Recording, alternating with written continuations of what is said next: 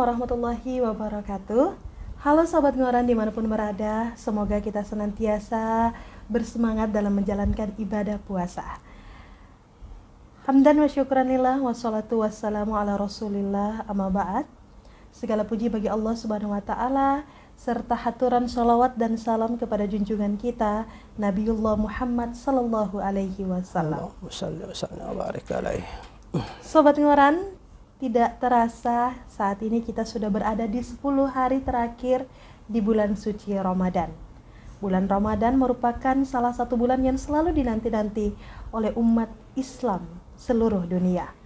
Yang menjadi pertanyaan saat ini, apakah di bulan suci Ramadan ini kita sudah menjadi lebih baik dibandingkan dengan hari kemarin? Apakah di bulan suci Ramadan ini kita sudah melakukan hal-hal kebaikan dibandingkan dengan bulan-bulan kemarin? Pada kesempatan kali ini telah hadir bersama kita Pak Ustadz Rahman, Sarjana Pendidikan Islam. Assalamualaikum Bapak. Kita berjumpa kembali di podcast Ngoran, Ngobrol Ramadan, yang tentunya dalam podcast ini berisi dengan cerita, inspirasi, dan juga refleksi. Baik Sobat Ngoran, seperti yang saya sampaikan di awal tadi bahwa bulan suci Ramadan ini bulan yang dinanti-nanti. Apapun yang kita amal kebaikan, amal ibadah yang kita lakukan di bulan suci Ramadan ini diganti dengan ganjaran pahala yang berlipat-lipat ganda. Insyaallah. Gitu. Amin. Pertanyaan, apakah kita sudah menjadi lebih baik dibandingkan dengan bulan-bulan sebelumnya di bulan suci Ramadan ini? Apakah kita sudah memanfaatkan momen bulan suci Ramadan ini untuk jauh menjadi lebih baik? Nah, kesempatan kali ini Sobat Ngoran, kita akan membahas salah satu tema, yaitu menjadi pribadi yang lebih baik.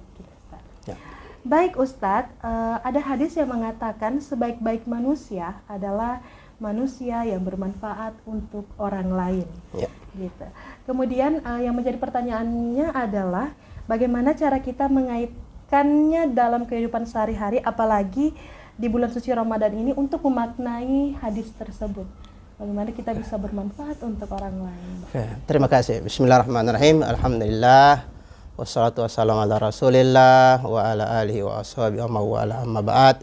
Puji syukur kehadirat Allah subhanahu wa ta'ala, salawat dan salam tetap tercurahkan kepada Rasulullah Muhammad sallallahu alaihi wasallam. Allahumma salli wa sallim wa barik alaih. Pemirsa dimanapun Anda berada, hadis Rasulullah, khairun nas anfa'uhum linnas. Sebaik-baik manusia adalah yang paling bermanfaat kepada manusia yang lain. Itu dari hadis Rasulullah. Bagaimana membentuk Ramadan supaya kita menjadi manusia yang bermanfaat kepada orang lain. Kita mulai dari ranah yang kecil. Ya, ranah yang terkecil adalah ranah keluarga. Seorang ayah bermanfaat kepada anak-anaknya ketika bapak atau ayah tersebut mengajak anaknya belajar puasa ketika memasuki bulan suci Ramadan.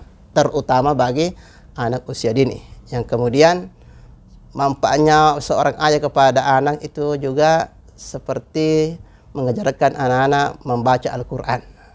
Yang kemudian juga manfaatnya seorang ayah atau bapak kepada anaknya adalah ketika dia pergi ke masjid mengajak anaknya pergi sholat berjemaah.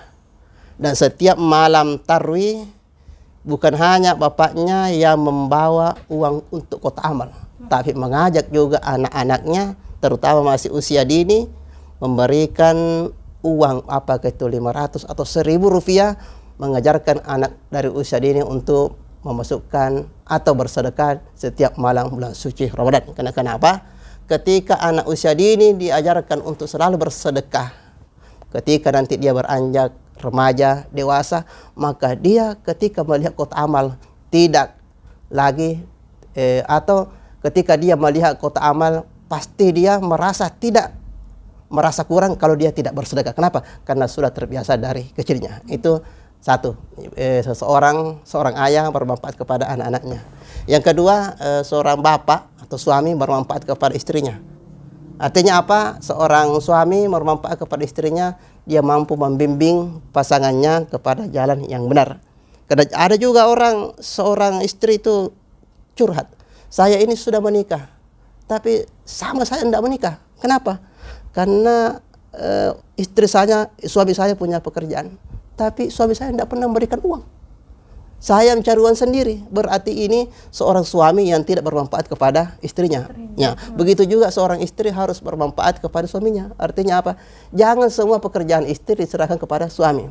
Tapi suami bisa mengerjakan pekerjaan istri hanya sekedar membantu istrinya supaya mereka bermanfaat dalam kehidupan sehari-hari. Kemudian yang terakhir itu khairun nas anfa'uhum linnas, sebaik-baik manusia dalam bermanfaat bagi orang yang lain, yaitu bermanfaat kepada orang-orang yang ada di sekitarnya, mampu mengerti, memahami orang-orang yang ada di sekitarnya.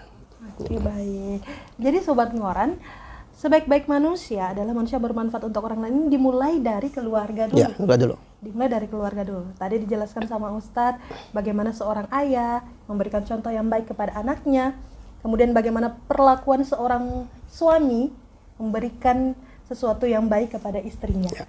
Jadi segala sesuatu itu dimulai dari keluarga dulu. Ya, setelah itu kita usahakan untuk bermanfaat untuk orang lain. Orang lain, betul.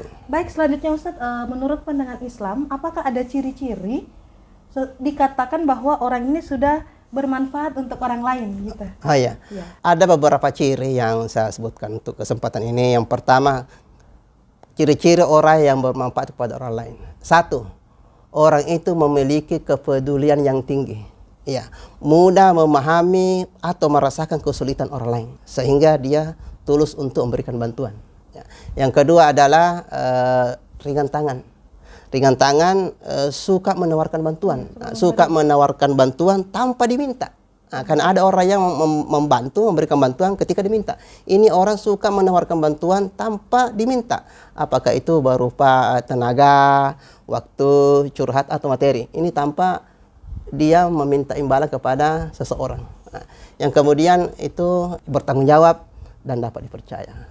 Amanah dalam setiap tindakannya dan menepati janji. Selanjutnya adalah ciri orang yang bermanfaat itu ketika dia berada di tengah-tengah masyarakat, dia disenangi. Disenangi oleh masyarakat. Kenapa? Karena masyarakat itu merasakan manfaat dari dirinya. Itu di antara tanda-tanda ciri-ciri orang yang bermanfaat bagi orang lain. Iya. Jadi sebenarnya kalau kita ingin menjadi pribadi yang lebih baik, bagaimana caranya kita memberikan manfaat terhadap orang lain gitu. Tadi Ustadz sudah jelaskan, yang pertama kita harus peduli, kemudian yang kedua kita harus senantiasa memberi, baik itu bantuan maupun materi. Kemudian yang ketiga bertanggung jawab dan dapat dipercaya. Ini seperti dasar dharma di Pramuka. Bertanggung jawab dan dapat dipercaya. Kemudian yang terakhir tadi apa tuh? Yang terakhir itu adalah di tengah-tengah masyarakat disenangi. Kenapa disenangi? Karena masyarakat merasa ada manfaat ketika orang itu ada. Ini seperti sebuah kata-kata ini. Kalau tidak ada kedatangannya dinantikan, kalau tidak ada dirindukan. Betul. Begitu, Masya Allah. Baik, selanjutnya Sobat Ngoran, gini Ustadz, apalagi ini penonton kita dari kalangan ini, apalagi kalangannya kebanyakan dari siswa-siswi Mantoli-Toli maupun seluruh remaja-remaja.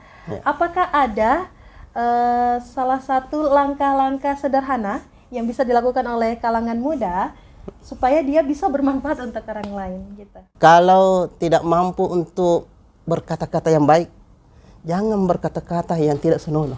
Itu hal sederhana.